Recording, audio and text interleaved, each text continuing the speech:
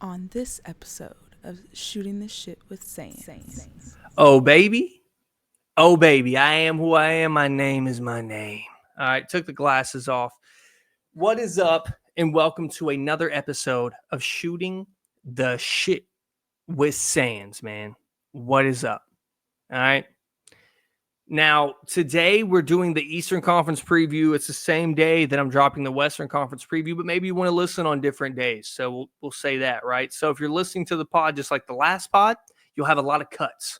All right, random weird cuts if you're listening to audio only all at once. Now, if you're watching on YouTube, you obviously seeing me. You're going to get individual videos over and over and over, yada, yada. All right, let's get into it. Milwaukee versus Indiana. Let's go. Okay.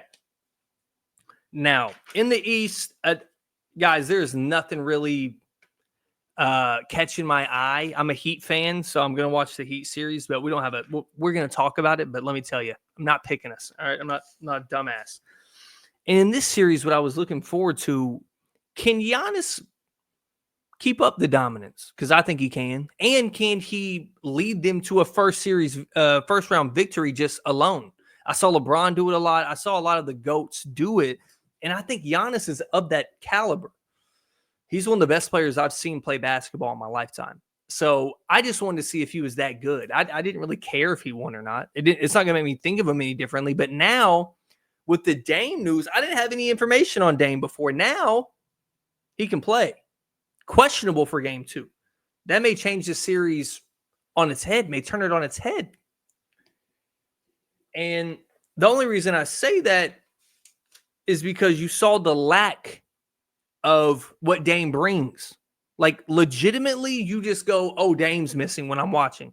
After watching the Bucks. Because if you don't know, Dame is probably my favorite non-Heat, non-LeBron player. So that's why I've been like kind of updated with Dame all this time.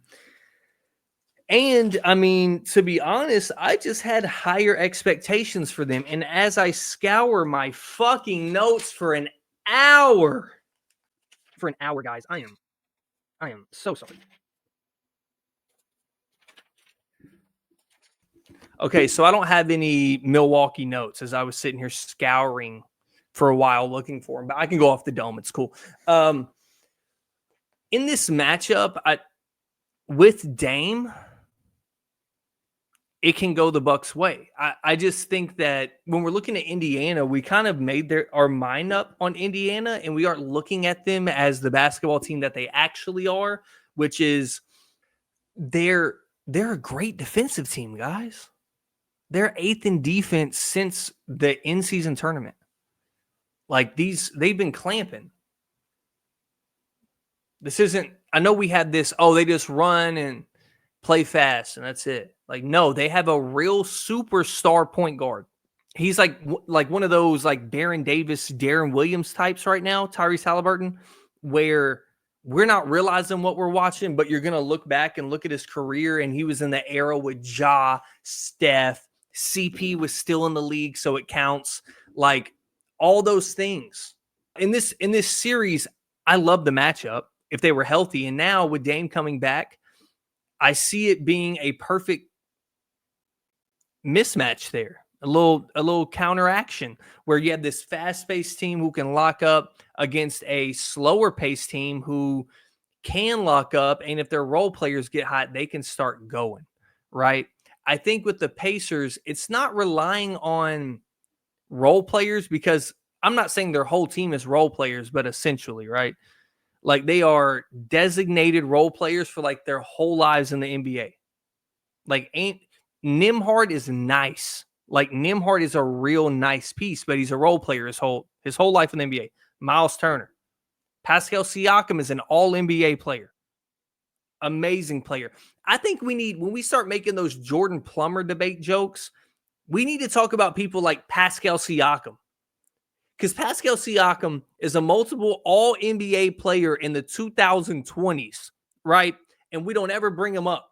And that's fine. I'm just saying, for reference, a guy that doesn't get brought up in Michael Jordan's era, to me, a Pascal Siakam who can average 25, 9 and 4 on my team in fucking 2025, I think he could give him 29 a game back then. That's all I'm saying. All right. But with their team, it's just a collection of role players. So it's not like you need them to go off. It's just like they're built off the parts of themselves. Like if they play well, they play well. If they don't play well, they don't play well. I don't know how to say it. There's not a lot of up and down with that roster, as in piece by piece. Like there are some games where Tyrese will have 35 and then the next guy's 18. But most of the time, overall, they got 6 to 7 guys in double digits. Tyrese or Pascal is leading the way most of the time. And that's that. Matchup wise with the Bucks, I think that they're much more younger. They're much more athletic. The Bucks have way less talent, but they have arguably the best player in the world. And that's the chance they had. And he's in the East, and he has a chance to beat them. Now, if Dame comes back and is playing like Dame, I think I have the right to change my pick. Because I still think it's a close series with Dame, but I think the Bucks edge them. Whoa. Fuck. Pause. Talking about battle rap terms. I'm sorry, I'm a URL fan. All right.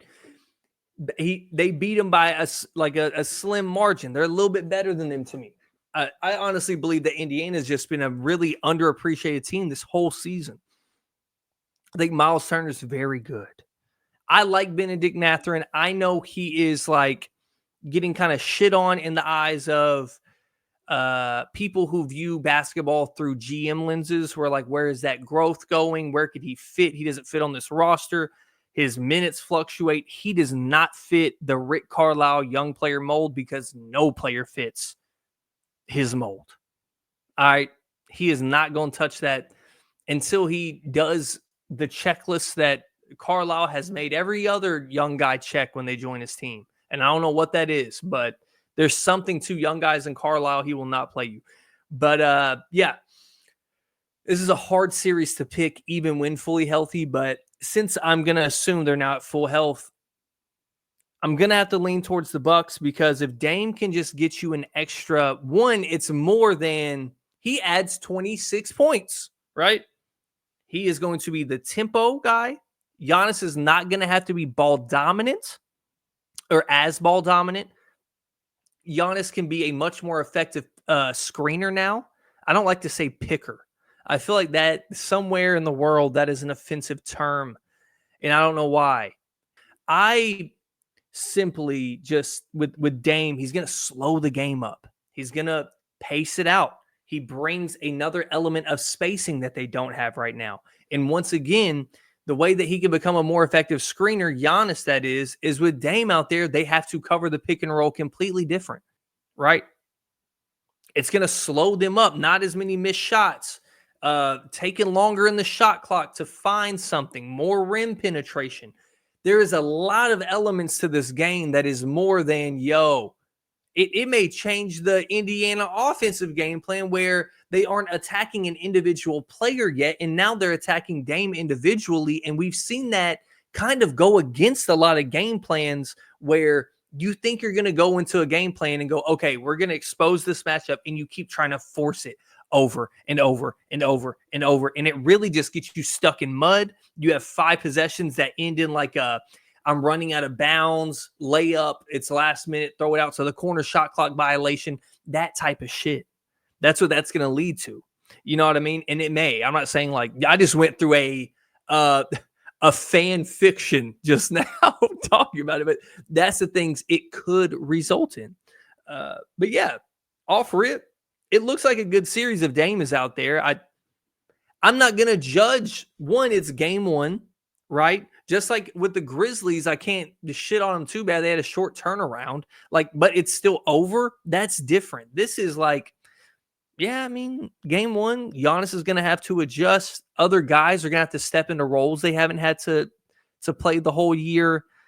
That without Dame, the series only interested me because I want to see. I like Tyrese Halliburton. He might be a little corny, but he's a hooper. If you like hoops, you like Tyrese. He can shoot from 30 and then drop a no-look pass from 30.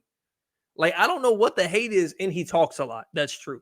But I like talkers in multiple ways. So what I'm saying is the Bucks win or the Pacers win. I will come to my conclusion after game 2 when I see Dame go out there. And that's where it's sitting. All right. I love you all. Deuce.